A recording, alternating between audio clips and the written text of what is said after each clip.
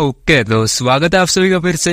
और आज की इस वीडियो में हम दन दे दन के एपिसोड 2 को देखेंगे। तो अगर आपको इस एनिमे के बारे में नहीं पता तो आप मेरी पिछले वीडियो जाके देख सकते हो, जो कि इसी चैनल पे मिल जाएगी, या फिर मैं उसका लिंक भी डिस्क्रिप्शन में दे दूंगा। तो अब बिना किसी देरी के इस वीडियो को शुरू करते हैं। तो जैसा कि हमने पिछले एपिसोड के एंड में देखा था कि वो लड़का अपना नाम मोमोको केन ताकाकुरा बताता है, जो कि जापान का एक फेमस एक्टर होता है। और मोमोको उसके जैसे लड़के बहुत पसंद है। लेकिन भाई वो ये लड़की को देख के कहती है, तू चोमू तेरा नाम केन ताकाकुरा है? वो लड़का कहता है, मुझे नहीं पता तू क्या कह रही है, लेकिन मेरा नाम तो यही है। मोमो उसे कहती है, अब बस कर जा और मुझे तेरे नाम नहीं सुनना है। तभी वो लड़की के अंदर का कर्स एक्टिव हो जाता है और वो ग्रैनी में बदलने लगता है। लेकिन वक्त पर मोमो उसकी मदद कर देती है और उसे नॉर्मल कर देती है। उसके बाद मोमो ये कहती है कि मैं तुझ जैसे चोमू को केन ताकाकुरा तो नहीं कह सकते, इसलिए वो अब उसका दूसरा नाम ओकारुन रखती है और वो अब इसे इसी नाम से बुलाएगी। उसके बाद वो दोनों ही वहाँ से जाने लगते हैं और मोमो उसे कुछ चिढ़ा देती है और तभी ओकारुन उसका बदला लेता है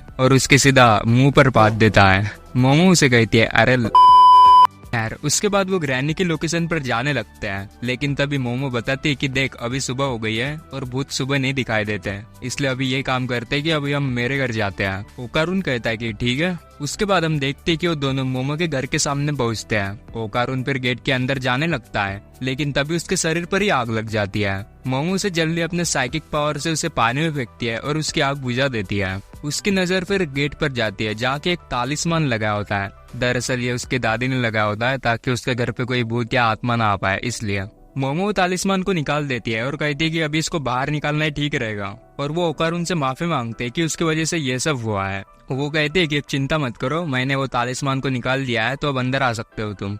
ओकारुन पहले तो डरता है कि कहीं उसे फिर से कहीं कुछ ना हो जाए, लेकिन इस बार वो आसानी से अंदर चला जाता है। उसके बाद वो घर में जाते हैं और मोमो अपने दादी को आवाज लगाती है, जो कि इस समय घर में नहीं होती है। मोमो फिर ओकारुन को कहते हैं कि ऊपर वाले फ्लोर में आ जाओ। वो अपने रूम के अंदर जाती है और कहती है कि देख मैं चेंज कर रही हूँ, इसलिए अब तू बाहर ही दरवाजे पे रुक और हाँ झाँकने की जरूरत भी मत करना। ओकारुन कहता है कि हाँ ठीक है भाई। वो पहले दरवाजा तो बंद कर देता है, लेकिन तभी वो झाँकने की वजह साला पूरा दरवाजा ही खोल के देखने बैठता है। वो कहता है, अबे देख मैं वापस से ग्रैनी में बदल रहा हूँ, जल्दी मुझे ठीक कर। मोमो कहती है, ठरकिस साले, और वो अपने पावर से उसे वापस पहले जैसा कर देती है। वो कहती है कि ठीक है तू बाहर मत रुक, अंदर ही रह, लेकिन अपना मुंह दूसरी ओर करके रह। अगर तूने इधर थोड़ा सा भी देखा ना तो फिर तो देख लेना फिर। खैर ओकारुन इस बार कुछ हरकत नहीं करता और मोमो भी अपना ड्रेस बदल लेती है। वो फिर ओकारुन को भी अपने कपड़े देती है और कहती है कि ले पहन ले इसे तू। वो उसे कहती है कि अब तो तेरे पैंट के अंदर का माल तो चला गया है ना? ओकारुन कहता है क्या? दरअसल यहाँ पर ओकारुन को पता नहीं रहता है कि इसका माल चला गया है और उसे सिर्फ ऐसा लगता है कि उसे सिर्फ वो ग्रैनी का कर्ज लगा है। मोमो उसे कहती है, क्या मतलब? वो ग्रैनी ने कहा था ना कि तुझने तुम्हारा सामान ले लिया है, तो चलो मुझे देखने दो वहाँ कुछ है भी या नहीं। तभी ओकारुन अपने पैंट के अंदर चेक करता है और देखता है, अबे साला सामान तो सच में गायब हो गया है बे। मोमो हंसते हुए कहती है, क्या हुआ, चलो अब मुझे भी देखने दो। खैर ओकारुन तो उसे कुछ नहीं दिखाता, लेकिन वो बाद में बताती कि उसे दोस्त चाहिए थे। और जब मोमो उसके पास आई थी तो उसे लगा था कि शायद उसे भी एलियन में इंटरेस्ट होगा, इसलिए वो उसको अपना दोस्त बनाना चाहता था। लेकिन ऐसा तो कुछ हुआ नहीं और अब इनकी ये हालत है। खैर कुछ देर बाद घर की घंटी बजती है और ओकारुन कहता है, शायद तुम्हारी दादी आई होगी। लेकिन तब मोमो कहते हैं कि उसने तो कभी डोरबेल पहले सुनी ही नहीं है। ओकारुन कहता है, क्या मतलब? मोमो समझती है कि उसकी दादी ने उसे एक बार बताया था कि उसके घर में 2 डोरबेल है, एक जो कि वो नॉर्मल वाली और दूसरे डोरबेल वो जब भूत या स्पिरिट्स आते हैं। तभी मोमो को याद आता है कि उसने तो बाहर से तालिस्मान निकाल लिया था और शायद स्पिरिट उसी की वजह से आया होगा। मोमो तालिस्मान को उठाती है और कहती है कि उन्हें इस तालिस्मान को वापस उसी जगह पर लगाना पड़ेगा। वो दोनों दूसरे दरवाजे से बाहर निकलते हैं और वो देखते हैं कि बाहर तो कोई भी नहीं है। लेकिन तभी ओकारुन ऊपर आसमान में देखता है, जहाँ काले बादल आए होते हैं और तभी उसके घर के चारों ओर पूरी एक दीवार बन जाती है। ये देख के वो दोनों काफी घबरा जाते हैं और वो कहीं बाहर नहीं जा सकते हैं। मोमो ये डिसाइड करती कि वो उस तालिस्मान को वापस उसी जगह पर लगा देंगी। लेकिन तभी ओकारुन कहता है कि अब वो ऐसा नहीं कर सकती, क्योंकि अभी उस गेट को उस दीवार ने पूरी तरीके से कवर कर लिया है और अगर मोमो उस गेट पर अभी तालिस्मान लगाएगी तो ओकारुन जल जाएगा, क्योंकि अभी उस गेट के अंदर जो है। मोमो कहते कि ठीक है, लेकिन तभी वहाँ किसी काला टाइप का धुआं आता है और तभी उन दोनों के नाक से खून निकलता है। वो दोनों फिर देखते कि उनके ऊपर एक मॉन्स्टर आ गया है, जो कि वुड समान दिखता है। वो उनसे कहता है, मैंने तुम्हें ढूंढ ही लिया, तुम गंदे लोग, तुमने हमारा प्रॉमिस को तोड़ दिया था ना, तो चलो अब जल्दी से अपना सामान हमें दे दो। और वो उनके ऊपर एक हमला करता है। मोमो और ओकारुन उससे बचते हैं और वहां से भागने लगते हैं और एक जगह पर आते हैं जहाँ वो थोड़ी बातचीत करती कि वो एक एलियन है, लेकिन मोमो कहती कि उस डोरबेल का क्या, वो तो सिर्फ स्पिरिट्स पर आने पर ही ट्रिगर होते हैं। खैर आखिर में वो इस पर पहुंचती कि एलियंस और स्पिरिट्स दोनों सेम कुछ कॉमन फीचर शेयर करते हैं, इसलिए ऐसा हुआ है। वो कहते कि हमें इसे जल्दी डील करना होगा क्योंकि उन्हें काला धुआं बहुत दिक्कत दे रहा है। मोमो कहती है कि वो अपने साइकिक पावर को भी यूज नहीं कर पा रही है क्योंकि वो ओकारुन को कर्स को जो सप्रेस कर रही है, लेकिन तभी वो मॉन्स्टर उन्हें ढूंढ लेता है और उन पर हमला करता है। वो दोनों वहाँ से फिर से भागते हैं और फिर से एक जगह पर जाके छुपते हैं, लेकिन तभी ओकारुन ग्रैनी में ट्रांसफॉर्म हो जाता है। मोमो उसे वापस से सप्रेस करने लगती है, लेकिन तभी ओकारुन का दिमाग चलता है और वो कहता है क्यों ना हम ग्रैनी की पावर यूज में लाए और उसे हराए। मोमो कहती तेरा दिमाग तो सटिया नहीं गया है ना।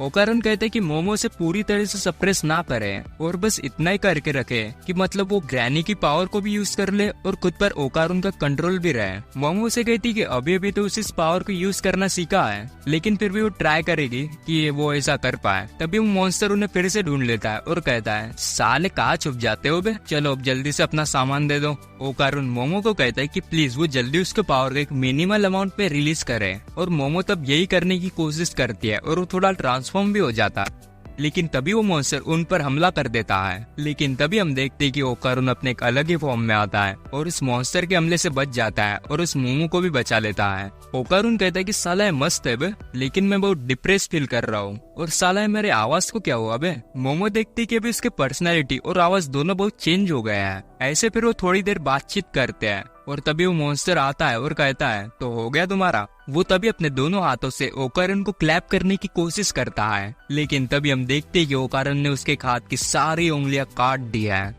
ओकारुन कहता है वाह भाई क्या बवाल चीज हाथ लगी है बे, मेरी बॉडी तो ऑटोमेटिक इस पर रिएक्ट कर रही है। उस टर्बो ग्रैनी की पावर्स तो कमाल किया है। मोमो भी ये देख के काफी हैरान होती है कि वो तो काफी फास्ट था।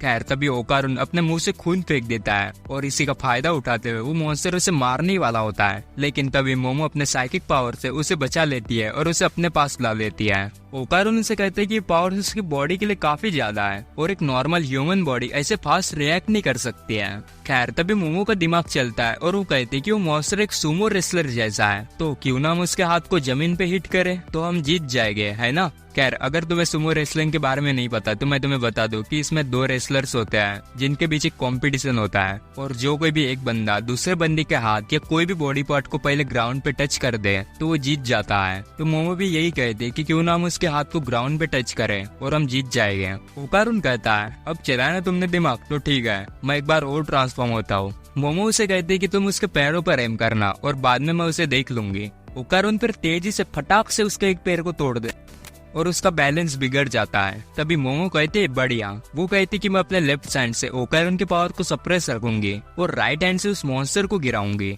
लेकिन जैसे वो अपने साइकिक पावर को यूज कर दिया है वो पावर से उस मॉन्स्टर पे जाके तो नहीं बल्कि ओकारुन को ही लग जाती है और वो जोर से नीचे गिर जाता है। खैर वो मॉन्स्टर अपने आप ही बैलेंस होके नीचे गिरने लगता है और उसका हाथ भी नीचे टच हो जाता है, लेकिन तभी अचानक से वो अपने एक्स्ट्रा पैर जोड़ देता है और सबसे पहले तो मोमो को ही पकड़ के दीवार पे दे मारता है। इधर मोमो की हालत बहुत खराब हो जाती है जिसकी वजह से ओकारुन भी अपना कंट्रोल खोने बैठता है, लेकिन तभी वो नॉर्मल भी हो जाता है और वो देखता है कि मोमो ने अब तक हार नहीं मानी है। ओकारुन कहता है कि चल अब जल्दी से मुझे वापस से ट्रांसफॉर्म होने दे, लेकिन मोमो कहते कि तू चुप बैठ मैं इसे देख लूंगी। वो उस मॉन्स्टर से कहते हैं कि साले तेरा हाथ तो नीचे टच हो गया था ना, मतलब तू तो हार गया है, लेकिन फिर भी तू अभी लड़ रहा है चीटर गई के। ये सुन के वो मॉन्स्टर भड़क जाता है और मोमो पर अपने मुक्कों की बारिश करने लगता है, लेकिन यही तो मोमो का प्लान था। उसके इतने मुक्कों के वजह से जहाँ वो खड़ी होती है वहीं पे वो गेट था जहाँ की वो तालिस्मान लगाया था और अब उस मॉन्स्टर ने वहाँ इतने हमले किए कि जिसकी वजह से वहाँ थोड़ी सी जगह बन गई है, मतलब कि अब वो थोड़े गेट के बाहर रहने की थोड़ी जगह बन गई है, जिसकी वजह से अब जब वो तालिस्मान को लगाएगी तो उससे सिर्फ वो मॉन्स्टर जलेगा जो कि अंदर रहेगा। मोमो जल्दी से अपने साइकिक पावर को यूज करके ओकारुन को अपने पास ले जाती है जहाँ की वो गेट के थोड़े बाहर रह सके और जल्दी उस तालिस्मान को भी गेट पर लगाती है, जिससे मॉन्स्टर भी जलने लगता है और वो बहुत चीखता है। खैर इसी के साथ वो मॉन्स्टर मर जाता है और वो जगह भी वापस पहले जैसे बन जाती है। तभी हम मोमो और ओकारून को देखते हैं और भाई मोमो ने इसे कैसे पकड़ के रखा है। मोमो कहती है कि ओकारून देखो हम वापस आ गए हैं, सब पहले जैसा ठीक हो गया है। ओकारून कहता है कि हाँ, और तभी उसका सर ट्रांसफॉर्म हो जाता है। मोमो उसे वापस ठीक कर देती है। ओए तेरा हेयर स्टाइल चेंज हो गया है, ये काफी अच्छा लग रहा है तेरे पे। तभी मोमो काफी थकी हुई होती है तो वो बेहोश हो जाती है। ओकारून कहता है मोमो ये क्या हुआ, और ओकारून वापस से टर्बो ग्रैनी में ट्रांसफॉर्म हो जाता है। तो गाइस ये एपिसोड यहीं पर खत्म होता है। तो अब आगे क्या होगा, क्या मोमो वापस उड़ जाएगी या फिर ओकारून उसे मार देगा। खैर ये सब तो मैं अगले एपिसोड पर ही पता चलेगा, जिसके लिए तुम इस चैनल को सब्सक्राइब और इस वीडियो को लाइक कर सकते हो। तो मिलते हैं इसके अगले एपिसोड पे, तब तक के लिए बाय बाय।